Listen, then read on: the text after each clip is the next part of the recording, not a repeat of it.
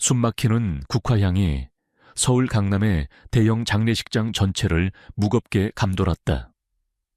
거대한 영정 사진 속에서 박진철 회장은 생전에 온화한 미소를 짓고 있었지만 그를 둘러싼 모든 것은 차갑고 엄숙하기만 했다. 검은 상복을 차려입은 조문객들의 행렬은 끊이지 않았고 그들이 내미는 두툼한 부의금 봉투는 가문의 부와 명성을 소리 없이 증명하고 있었다. 서운하는 그 모든 풍경과 어울리지 않는 섬처럼 장례식장 한 구석에 위태롭게 서 있었다.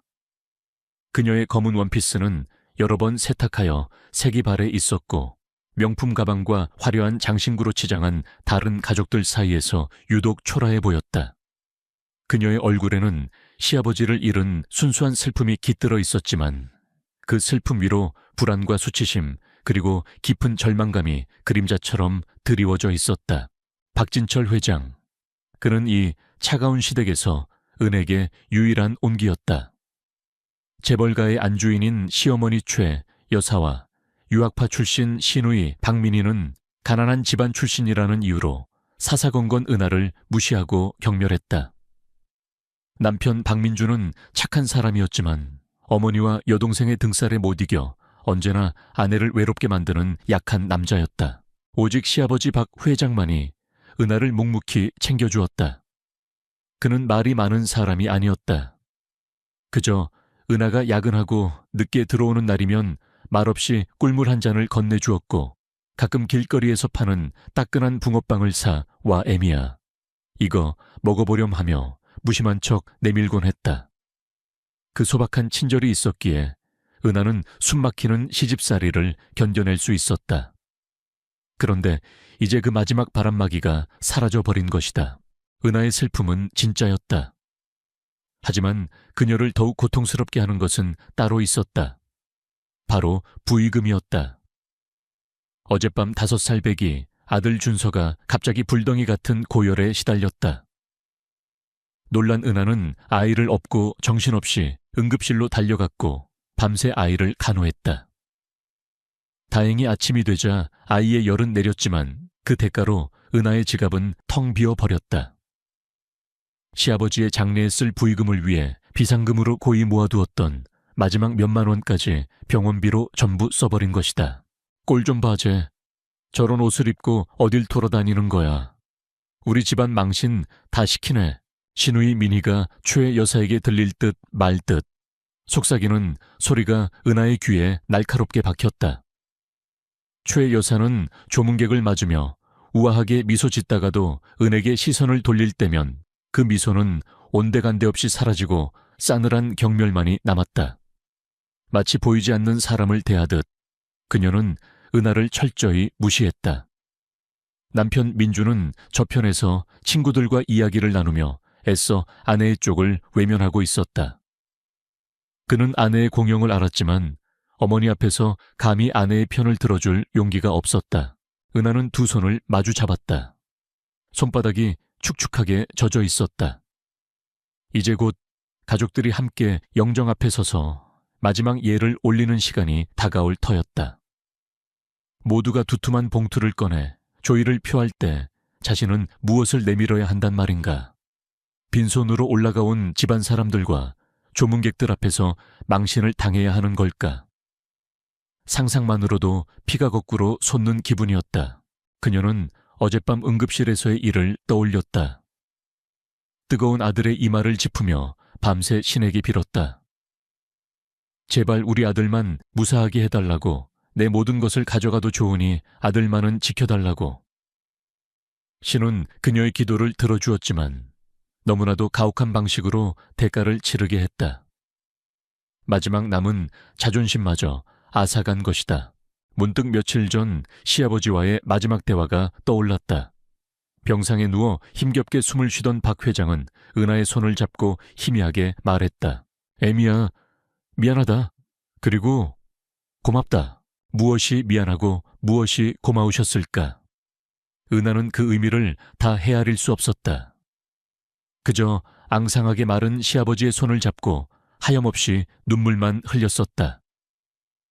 가족 중 누구도 돌보지 않는 병실을 그녀는 매일같이 찾아가 죽을 끓여드리고 마른 수건으로 몸을 닦아드렸다.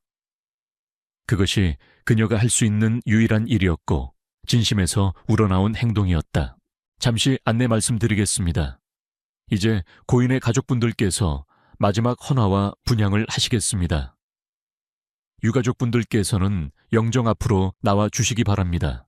장례 지도사의 낮고 엄숙한 목소리가 스피커를 통해 울려 퍼졌다. 심장이 쿵 하고 바닥으로 떨어지는 것 같았다. 최 여사와 민희 그리고 다른 가족들이 일어서서 영정을 향해 걸어가기 시작했다. 남편 민준이 은하를 돌아보며 어서 오라는 듯 눈짓을 보냈다. 그의 눈빛에는 미안함과 원망이 뒤섞여 있었다. 은하는 차마 발을 뗄 수가 없었다. 모든 사람의 시선이 자신에게 집중되는 것 같았다. 비웃음과 동정 경멸이 뒤섞인 눈빛들이 수천 개의 바늘이 되어 그녀를 찔렀다. 발바닥에서부터 차가운 기운이 올라와 온몸이 마비되는 듯했다. 그녀의 세상은 무너지고 있었다. 텅 빈 지갑, 그리고 잿더미처럼 차갑게 식어버린 마음만이 남아있었다. 이제 피할 곳은 어디에도 없었다. 장례 지도사의 목소리는 메아리가 되어 서은하의 귓속을 파고들었다. 시간은 얼어붙었고 공간은 일그러지는 듯했다. 그녀 주변의 모든 소음 사람들의 웅성거림, 희미하게 들려오는 곡소리마저 아득하게 멀어졌다. 오직 세차게 뛰는 자신의 심장 소리만이 세상의 전부인 것처럼 느껴졌다. 발은 시멘트라도 부은 듯 땅에서 떨어지지 않았다. 앞으로 나아가야 한다는 것을 머리로는 알았지만 몸은 차가운 공포에 사로잡혀 명령을 듣지 않았다. 그때였다. 남편 박민준이 성큼성큼 다가와 그녀의 팔을 거칠게 잡아챘다. 그의 손아귀에 힘이 들어가 있었다. 서은아, 뭐 하는 거야? 다들 쳐다보잖아. 일단 올라가자. 응. 남편의 목소리는 다급하게 속삭이고 있었지만 그 안에는 위로나 격려가 아닌 짜증과 재촉이 섞여 있었다. 그는 아내의 고통을 헤아리기보다 이 창피한 상황을 빨리 모면하고 싶을 뿐이었다. 은하는 남편의 얼굴을 쳐다보았다. 그의 눈은 불안하게 흔들리며 주위의 시선을 살피고 있었다. 그녀는 그에게서 어떠한 도움도 기대할 수 없다는 것을 다시 한번 깨달았다. 깊은 외로움이 뼛속까지 스며들었다. 은하의 망설임은 시어머니 최 여사의 인내심을 완벽하게 끊어놓았다. 그녀는 조문객들 앞에서는 한없이 우아하고 기품 있는 미망인의 모습을 연기했지만 그 가면 뒤에는 얼음장 같은 분노가 서려 있었다. 최 여사는 천천히 하지만 위압적인 발걸음으로 은에게 다가왔다. 세아가 부드럽게 부르는 호칭과 달리 그녀의 목소리는 서늘한 칼날 같았다. 뭘 그리 망설이고 있느냐? 내 시아버지가 살아계실 때 유독 너를 아끼지 않으셨니? 마지막 가시는 길 네가 정성껏 예를 다해야 아버님도 편히 눈을 감으실 게다. 주변 사람들은 그 말을 들으며 고개를 끄덕였다. 역시 사모님은 다르셔. 저런 며느리까지 챙기시는구나. 그들은 최 여사의 말이 얼마나 잔인한 채찍질인지 알지 못했다. 그것은 은에게 보내는 공개적인 최후 통첩이었다. 모두가 보는 앞에서 우리 가문의 격에 맞는 부의금을 내놓지 않으면 너는 아버님의 마지막 길마저 욕보이는 배은망덕한 며느리가 될 것이다. 옆에 서 있던 신우이 민희가 입술을 비죽이며 한마디 거들었다. 어머니, 형님은 아직 마음의 준비가 안 되셨나 봐요. 저희라도 먼저 하는 게 어때요? 손님들 기다리시는데. 그 말은 은하의 가슴에 비수처럼 꽂혔다. 심장이 조각나는 기분이었다. 이제 정말 도망칠 곳도 숨을 곳도 없었다. 이 자리에서 증발해버리거나 바닥으로 꺼져버리고 싶었다.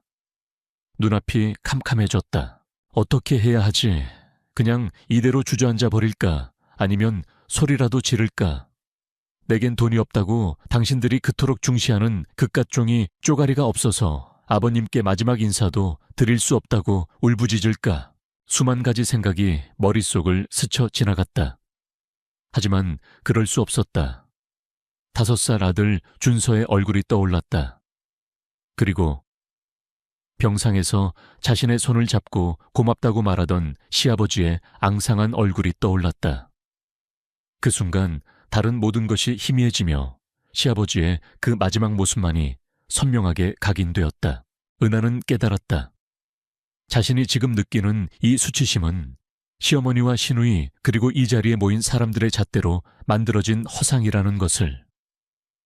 시아버지에 대한 자신의 진심은 결코 돈으로 측정될 수 있는 것이 아니었다. 그들의 기준에 맞춰 자신을 비하할 필요는 없었다. 바로 그 순간 그녀는 아침에 집을 나서기 전의 행동을 떠올렸다. 작은 화분에 힘겹게 피어있던 하얀 국화 한 송이. 왜 그랬는지 모른다. 그저 이 화려하고 거짓된 장례식장에 가식 없는 무언가를 바치고 싶다는 충동이 일었다. 그녀는 그 꽃을 조심스럽게 꺾어 낡은 핸드백 안에 넣어 두었었다.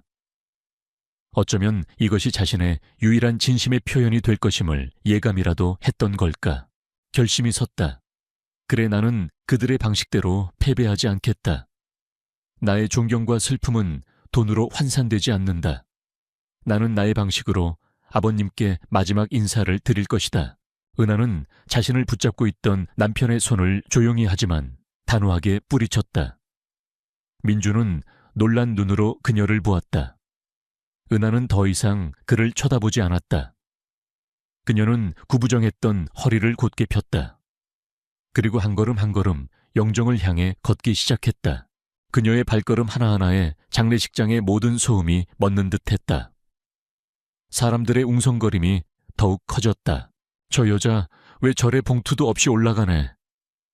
무슨 일 있는 거 아니야. 표정이 안 좋은데. 최 여사의 얼굴은 분노와 모욕감으로 딱딱하게 굳어갔다. 감히 자신의 명령을 거역하고 저런 식으로 집안 망신을 시키다니. 그녀는 은하의 등을 불이라도 붙을 듯이 쏘아보았다. 하지만 은하는 아무것도 보이지 않았고 아무것도 들리지 않았다. 그녀의 시선은 오직 영정 사진 속 시아버지의 온화한 미소에 고정되어 있었다. 추운 겨울날 호호 불어가며 건네주시던 따끈한 붕어빵의 온기가 손끝에 되살아나는 듯했다. 그 따뜻한 기억이 그녀의 수치심을 녹여내고 슬픔을 더욱 깊게 만들었다. 그녀의 걸음은 더 이상 수치의 행진이 아니었다. 그것은 한 인간에 대한 순수한 애도와 존경의 발걸음이었다. 마침내 은하는 제단 앞에 섰다. 옆에는 이미 최 여사와 다른 가족들이 놓아둔 두툼한 부의금 봉투들이 보였다. 은하는 잠시 눈을 감고 숨을 골랐다. 그리고 영정을 향해 허리를 깊이 숙여 마지막 인사를 올렸다. 인사를 마친 그녀는 몸을 일으켜 세웠다. 그리고 모두가 지켜보는 가운데 낡은 핸드백을 열었다. 사람들은 그녀가 뒤늦게라도 봉투를 꺼낼 것이라 예상했다. 하지만 은하의 손에 들려 나온 것은 돈 봉투가 아니었다. 그것은 약간은 시들었지만 여전히 순백의 빛을 잃지 않은 하얀 국화 한 송이였다. 장례식장 안에서 나지막한 탄성이 터져 나왔다. 전례 없는 일이었다. 돈과 체면을 목숨처럼 여기는 재벌가의 장례식에서 며느리가 부의금 대신 달랑꽃 한 송이를 바치다니. 그것은 상상조차 할 수 없는 가문에 대한 정면 도전이자 모독이었다. 최 여사는 금방이라도 쓰러질 듯 뒷목을 잡았다. 남편 민주는 차마 그 광경을 볼 수 없어 고개를 돌려버렸다. 은하는 그 모든 반응을 뒤로 한 채 두 손으로 소중하게 국화꽃을 감싸 쥐었다. 그리고 향로 옆 가장 잘 보이는 곳에 그 꽃을 내려놓으려던 바로 그 순간이었다. 쿠앙! 마치 약속이라도 한 듯 장례식장의 육중한 문이 양쪽으로 활짝 열렸다. 차가운 바깥 공기가 국화향과 뒤섞여 안으로 쏟아져 들어왔다. 사람들의 시선은 모두 약속이나 한 듯 제단 앞에 은액에서 활짝 열린 문 쪽으로 동시에 향했다. 육중한 문이 열리며 쏟아져 들어온 것은 차가운 공기만이 아니었다. 그곳에 있던 모든 사람들의 예상을 뛰어넘는 묵직하고 압도적인 존재감이었다. 문이 열린 자리에 서 있는 이들은 한 무리의 남자들이었다. 머리부터 발끝까지 흐트러짐 없는 검은 양복을 입은 그들의 모습은 마치 장례식장의 침묵을 형상화한 조각상들 같았다. 가장 앞줄에 선 4~5명의 중년 남자들은 누가 보아도 평범한 인물들이 아니었다. 그들의 옷은 최고급 원단으로 재단되어 희미한 조명 아래서도 은은한 광택을 냈고 먼지 하나 없이 잘 닦인 구두는 대리석 바닥 위에서 소리조차 내지 않았다. 표정 없는 얼굴 감정을 읽을 수 없는 눈빛 속에는 오랜 세월 동안 단련된 듯한 권위와 위엄이 서려 있었다. 그들 뒤로는 비슷한 차림의 젊은 남자들이 10명 넘게 마치 잘 훈련된 군인들처럼 정렬해 있었다. 순간 장례식장의 공기가 바뀌었다. 조문객들은 웅성거리기 시작했고 모두가 저마다의 추측을 내놓았다. 누구지? 저분들은 정계의 거물이라도 오신 건가? 아니면 박 회장님과 경쟁하던 다른 그룹 회장들인가 마지막 예의를 차리러 온 건가 봐. 시어머니 최 여사 역시 놀라움을 감추지 못했다. 그녀는 며느리에 대한 분노도 잠시 잊은 채 재빨리 머리를 굴리기 시작했다. 남편의 사업 파트너 중에 저런 인물들이 있었던가. 그녀는 기억이 없는 얼굴들이었지만 그들의 비범한 기세에 자신도 모르게 어깨를 폈다. 이 장례식의 주최자로서 저런 거물들의 조문을 받는 것은 가문의 위상을 한껏 높여줄 일이었기 때문이다. 민준아, 어서 가서 손님들 맞을 준비를 해야지. 최 여사가 아들에게 나지막이 속삭였다. 상주인 박민주는 당황한 기색이 역력했지만 어머니의 말에 떠밀려 황급히 남자들을 향해 몇 걸음 나아갔다. 아버지를 여인 아들로서 그가 손님을 맞는 것은 당연한 절차였다. 하지만 기이한 일이 벌어졌다. 한 무리의 남자들은 그 누구에게도 눈길 한번 주지 않았다. 그들은 최 여사의 존재도 상주인 박민준이 다가오는 것도 전혀 아랑곳하지 않았다. 마치 그 공간에 다른 사람들은 존재하지 않는다는 듯이. 그들의 시선은 단 한 곳 재단 가장 앞쪽에 위태롭게 서 있는 한 사람에게만 고정되어 있었다. 그들은 약속이라도 한 듯 일사불란한 걸음으로 안으로 들어왔다. 그들의 행보는 장례식장 중앙을 가르는 하나의 검은 강줄기 같았다. 웅성거리던 조문객들은 저도 모르게 길을 비켜섰다. 박민준이 어색하게 손을 내밀며 그들을 맞으려 했지만 남자들은 그를 유령처럼 스쳐 지나갔다. 그의 내민 손이 허공에서 갈 곳을 잃고 멈칫했다. 공개적인 무시였다. 박 회장의 장남이자 상주에 대한 명백한 결례였다. 장례식장 안에 모든 사람들이 숨을 죽였다. 무언가 아주 잘못되고 있다는 것을 모두가 직감했다. 남자들의 행렬은 멈추지 않았다. 그들은 재단 가까이 서 있던 최 여사와 시누이 미니의 옆도 그대로 통과했다. 그리고 마침내 그들의 목적지가 명확해졌다. 그들은 장례식장에서 가장 초라하고 가장 보잘것없어 보이던 한 사람, 바로 서은아의 앞에 이르러서야 걸음을 멈췄다. 방금 전까지 세상을 다 잃은 듯한 표정으로 서 있던 은하는 눈앞에 펼쳐진 광경에 완전히 넋을 잃었다. 자신을 향해 다가오는 검은 그림자들의 행렬에 압도되어 숨 쉬는 것조차 잊고 있었다. 가장 앞에 서 있던 무리의 지도자로 보이는 남자가 은하를 물끄러미 바라보았다. 그의 눈빛에는 동정이나 연민이 아니었다. 그보다 훨씬 깊고 무거운 뭐라 형용할 수 없는 존경심이 담겨 있었다. 방 안의 모든 침묵을 깨고 그가 입을 열었다. 그의 목소리는 낮았지만 장례식장 전체를 선명하게 울렸다. 서은아 여사님이십니까? 여사님, 대통령의 부인이나 대기업 총수의 아내에게나 붙이는 극존칭의 호칭이었다. 은하는 자신의 귀를 의심했다. 너무나도 황당한 상황에 고개를 끄덕일 수도 아니라고 말할 수도 없었다. 이 모든 것이 끔찍한 악몽이거나 잔인한 장난처럼 느껴졌다. 은하가 어떤 반응도 보이지 못하고 굳어있는 바로 그 순간 남자는 아주 자연스럽고 부드러운 동작으로 그녀의 앞에 한쪽 무릎을 꿇었다. 그의 무릎이 차가운 대리석 바닥에 닿는 아주 작은 소리가 장례식장 전체에 울리는 듯했다. 그것은 신호탄이었다.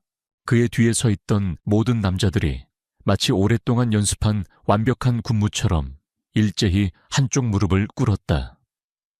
20명이 넘는 건장한 남자들이 먼지 하나 없는 최고급 양복을 입은 채 초라한 시골 출신의 며느리 서은아 한 사람을 향해 경의를 표하며 무릎을 꿇은 것이다. 은하는 저도 모르게 뒷걸음질 쳤다. 눈앞의 광경을 도저히 이해할 수가 없었다. 왜 이 사람들이 내게 혹시 사람을 잘못 본 것이 아닐까? 그녀는 도움을 구하듯 주위를 둘러보았지만 그곳에 있는 모든 사람들은 그녀와 마찬가지로 경악과 충격에 빠져 입을 다물지 못하고 있었다. 시어머니 최 여사의 얼굴은 하얗게 질려 있었다. 며느리에 대한 분노, 손님들에 대한 의아함, 그리고 눈앞의 광경에 대한 불신이 뒤섞여 흉측하게 일그러졌다. 그녀는 이 모든 존경의 표시가 자신이 아닌 자신이 평생을 벌레처럼 무시해온 며느리에게 향하고 있다는 끔찍한 사실을 받아들일 수 없었다. 시누이 민희는 넋이 나간 사람처럼 입을 해 벌리고 서 있었고 남편 민주는 그 자리에 얼어붙어 미동조차 하지 못했다. 조문객들 사이에서는 이제 억눌리지 않는 속삭임들이 파도처럼 번져나갔다. 도대체 저 며느리 정체가 뭐야? 저 사람들은 누구고? 지금 무슨 상황인 거지? 단 몇 분 만에 장례식장의 모든 권력 구도가 산산조각 났다. 가장 높은 곳에 있던 자들이 가장 낮은 곳으로, 가장 무시당하던 사람이 가장 높은 곳으로 올라서는 기이하고도 장엄한 역전이었다. 무릎을 꿇은 남자들의 지도자는 여전히 고개를 숙인 채 움직이지 않았다. 그는 서은아의 대답을 혹은 그녀의 다음 행동을 기다리고 있는 듯했다. 도대체 이들은 누구인가? 왜 여기에 왔는가? 그리고 왜 내게 무릎을 꿇는가? 수많은 질문들이 해답을 찾지 못한 채 숨막히는 정적 속에서 무겁게 떠다니고 있었다.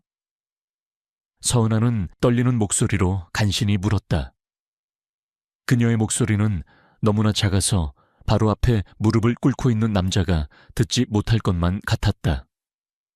하지만 지독한 정적 속에서 그녀의 한마디 한마디는 모두의 귓가에 선명하게 전달되었다. 저... 누구? 신데? 이러세요. 사람을 잘못 보신 것 같습니다. 그녀의 말에 무릎을 꿇고 있던 남자가 천천히 고개를 들었다. 그의 이름은 김태호였다. 그의 눈가에는 깊은 슬픔과 함께 은하를 향한 따뜻한 존경심이 서려 있었다. 그는 잘못 본 것이 아니라는 듯 확신에 찬 눈빛으로 은하를 바라보며 천천히 입을 열었다. 아닙니다, 서은아 여사님. 저희는 사람을 잘못 찾아오지 않았습니다. 저희야말로 너무 늦게 찾아뵈어 송구스러울 따름입니다. 김태호는 무릎을 꿇은 채로 마치 오래된 이야기를 들려주듯 차분하게 말을 이었다. 그의 목소리는 이제 장례식장 전체를 숙연하게 만드는 힘을 가지고 있었다. 지금으로부터 30년 전 서울 변두리에 곧 문을 닫게 될 작은 보육원이 하나 있었습니다. 난방비가 없어 아이들은 겨울에도 냉골에서 잠을 자야 했고 쌀이 떨어져 묽은 죽으로 하루하루를 버티던 곳이었습니다. 저는 그곳에서 가장 나이가 많은 아이 중 하나였습니다.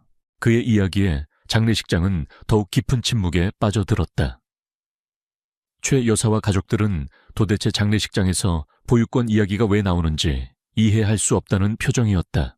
모두가 희망을 포기했을 때 한 분이 나타나셨습니다.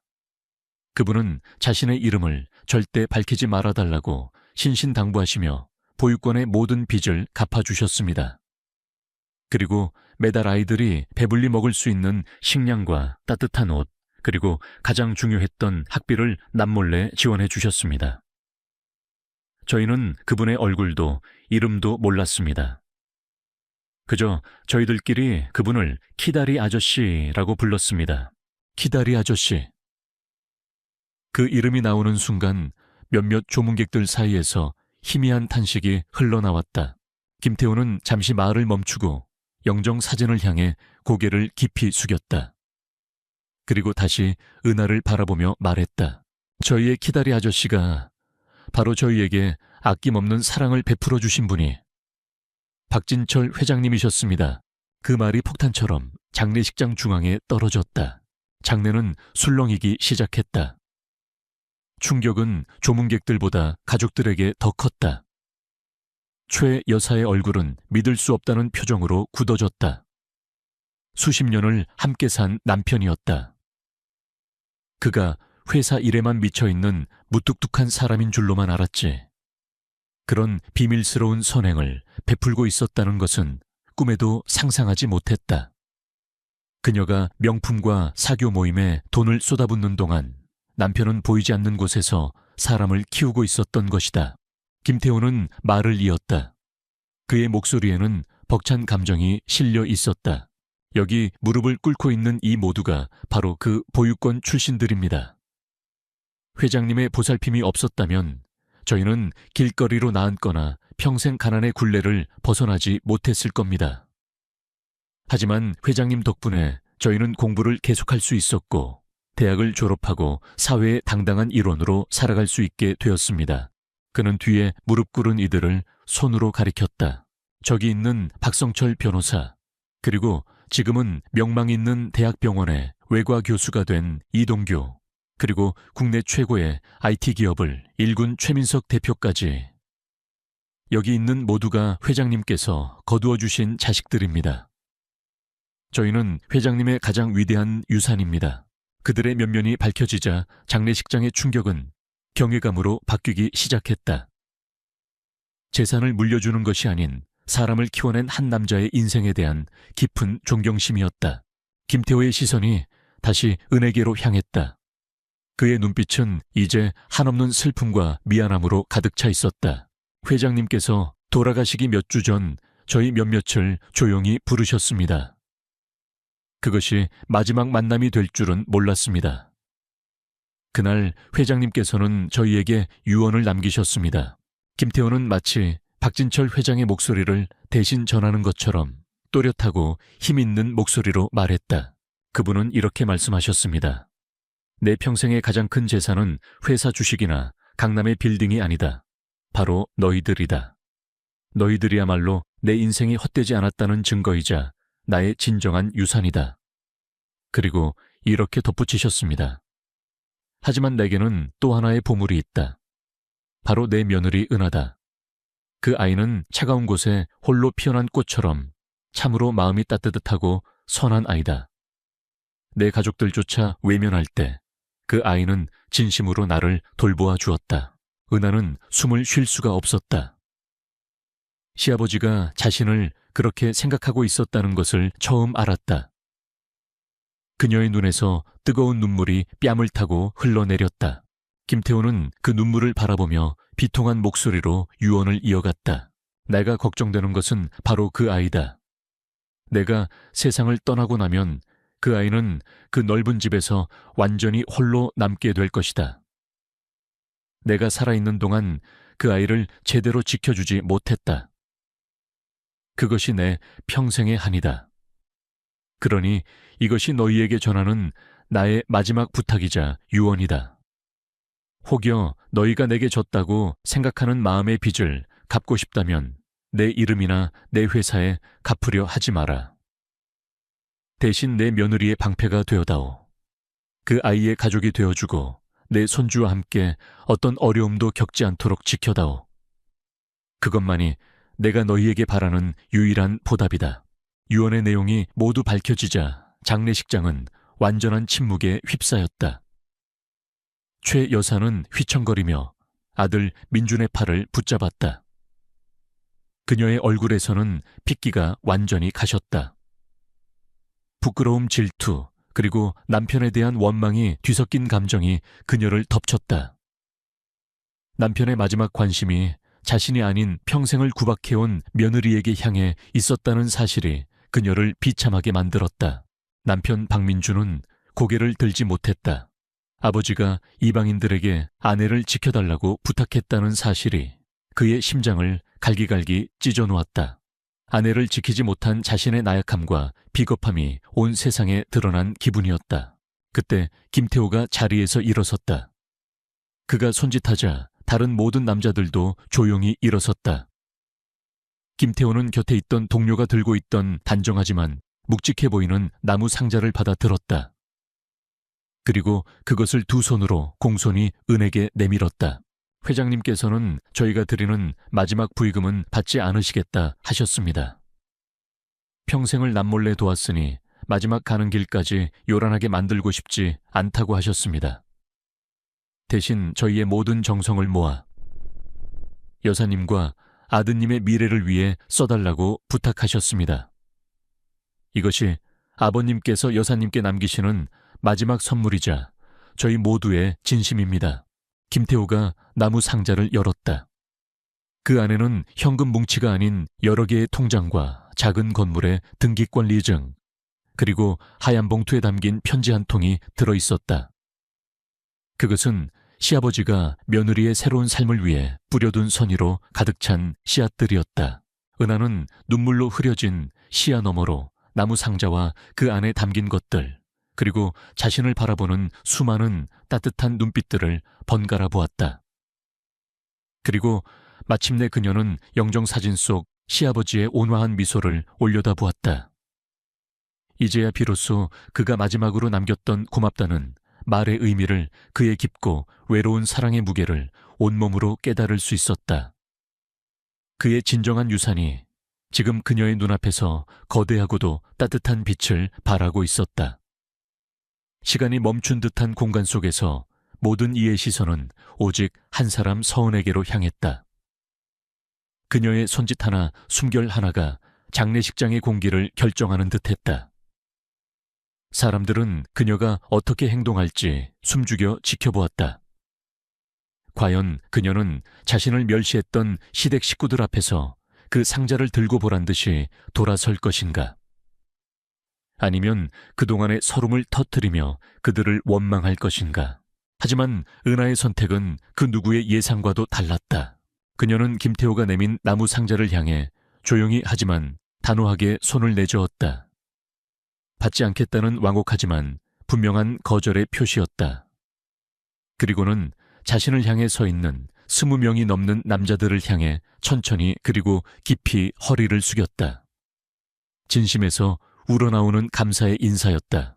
모두 일어나세요. 제발 고개를 들어주세요. 그녀의 목소리는 여전히 떨리고 있었지만 그 안에는 이전에는 없었던 조용하고 굳건한 힘이 실려 있었다. 아버님께서 이 모습을 보고 계셨다면 절대 원치 않으셨을 겁니다. 여러분의 그 마음만으로도 저는 평생 갚지 못할 큰 빚을 졌습니다. 그녀의 말에 김태호와 남자들은 잠시 망설이다가 이윽고 천천히 몸을 일으켰다. 그들의 눈에는 은하를 향한 존경심이 더욱 깊어져 있었다. 은하는 다시 한번 나무 상자를 바라보았다. 그리고는 김태호를 향해, 아니 그곳에 있는 모든 사람들을 향해 말했다. 아버님의 가장 위대한 유산은 이 상자 안에 든 통장이나 건물이 아닙니다. 바로 여러분입니다. 수십 년간 아버님의 따뜻한 마음을 기억하고 마지막 가시는 길까지 이렇게 찾아와 주신 여러분의 그 진심이야말로 아버님께서 남기신 가장 빛나는 유산입니다. 제가 어찌 감히 그 고귀한 마음을 돈으로 받을 수 있겠습니까? 그녀의 말은 조용한 파문이 되어 사람들의 가슴에 스며들었다.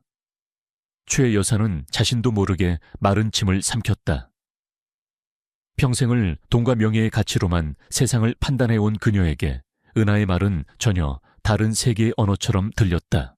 은하는 상자 뚜껑을 열어 그 안에 고이 놓여있던 하얀 편지 봉투만을 조심스럽게 꺼내 들었다. 저는 아버님의 이 마음 하나만 간직하겠습니다. 그리고는 김태호에게 상자를 되돌려주며 말을 이었다. 이 귀한 재산은 부디 아버님의 뜻을 이어 세상의 또 다른 누군가를 위한 키다리 아저씨가 되어주세요. 그래서 아버님의 사랑이 저에게서 멈추는 것이 아니라 세상으로 더 멀리, 더 따뜻하게 퍼져나가게 해주세요. 그것이야말로 하늘에 계신 아버님을 가장 기쁘게 해드리는 길이라고 믿습니다. 그 순간 김태호의 눈에서 뜨거운 눈물 한 방울이 흘러내렸다. 그는 말없이 고개를 깊이 숙였다. 박진철 회장이 왜 그토록 이 며느리를 아끼고 지키려 했는지 이제야 온몸으로 이해할 수 있었다. 그녀는 단순히 선량한 피해자가 아니었다. 그녀는 회장의 위대한 정신을 이어받을 유일한 상속자였다. 바로 그때였다. 지금껏 얼어붙은 듯 서 있기만 하던 남편 박민준이 움직였다. 그는 충격에 빠진 어머니의 곁을 지나 망설임 없이 은하의 곁으로 걸어왔다. 그리고 모든 사람이 보는 앞에서 그는 아내의 떨리는 손을 자신의 두 손으로 힘주어 잡았다. 그의 행동에는 수만 가지의 의미가 담겨 있었다. 후회 참회, 그리고 아내에 대한 존경심. 미안해, 은하야. 정말 미안해. 그의 목소리는 거의 들리지 않을 정도로 작았지만 은에게는 그 어떤 큰 소리보다도 선명하게 들렸다. 은하는 조용히 고개를 끄덕였다. 남편을 원망하는 마음은 이미 눈물과 함께 모두 씻겨 내려간 후였다. 남편의 손을 잡은 은하는 다시 제단 앞으로 돌아섰다. 그녀는 먼저 자신이 들고 있던 약간은 시들었지만 여전히 순수했던 하얀 국화 한 송이를 향로 옆에 고이 내려놓았다. 돈으로 환산할 수 없는 그녀의 진심이었다. 그리고는 모두를 놀라게 하는 행동을 했다. 그녀는 제단 위에 놓여있던 시어머니가 보란 듯이 놓아두었던 그 두툼한 부의금 봉투 하나를 집어들었다. 그녀는 그것을 열어보지도 멸시하지도 않았다. 그저 조용히 부의금을 넣는 함에 그것을 넣었다. 한 개인의 이름이 아닌 가족 일동의 이름으로. 그것은 부녀를 향한 용서였고 상처를 향한 치유였다. 그녀는 자신에게 쏟아졌던 모든 모욕을 더 큰 사랑으로 덮어버린 것이다. 최 여사는 그 모습을 망연자실하게 바라보았다. 완벽하게 치장된 그녀의 얼굴 위로 뜨거운 눈물 한 줄기가 길을 내며 흘러내렸다. 그것은 분노의 눈물이 아닌 평생 처음 느껴보는 깊은 패배감과 참회의 눈물이었다. 자신이 쌓아 올린 부와 명예의 성이 저 가난한 며느리의 진심 하나에 이토록 허무하게 무너져 내릴 줄이야. 김태호와 남자들은 더 이상 아무 말도 하지 않았다. 그들은 은하와 민준 그리고 영정 사진을 향해 마지막으로 허리를 깊이 숙여 정중히 인사했다. 그들의 인사는 이제 존경을 넘어선 깊은 동지애와 신뢰가 담겨 있었다. 그들은 박진철 회장의 유산이 가장 안전하고 올바른 손에 맡겨졌음을 확신하며 조용히 장례식장을 떠났다. 그들이 떠난 장례식장은 여전히 조용했지만 더 이상 차갑고 위압적이지 않았다. 억압적인 침묵 대신 진실과 화해가 남긴 따뜻하고 성스러운 온기가 공간을 채우고 있었다. 은하는 남편의 손을 잡은 채 다시 한번 시아버지의 영정 사진을 올려다보았다. 사진 속에서 시아버지는 여전히 온화하게 웃고 있었다. 마치 모든 것을 알고 있었다는 듯이, 그리고 이제야 비로소 안심이라는 듯이. 사람의 진정한 가치는 그가 무엇을 가졌는지가 아니라 그가 어떤 사람인지에 따라 결정된다. 한 인간이 남길 수 있는 가장 위대한 유산은 돈이나 건물이 아니라 그가 만졌던 사람들의 삶과 그가 나누었던 사랑의 기억이다. 오늘 이 장례식장에서 약간 시든 하얀 국화 한 송이는 세상의 모든 돈보다도 더 밝게 빛났다. 가진 것 없던 며느리 서은아는 그 누구도 가질 수 없는 세상에서 가장 값진 것, 바로 한 인간의 진정한 유산을 상속받은 것이다.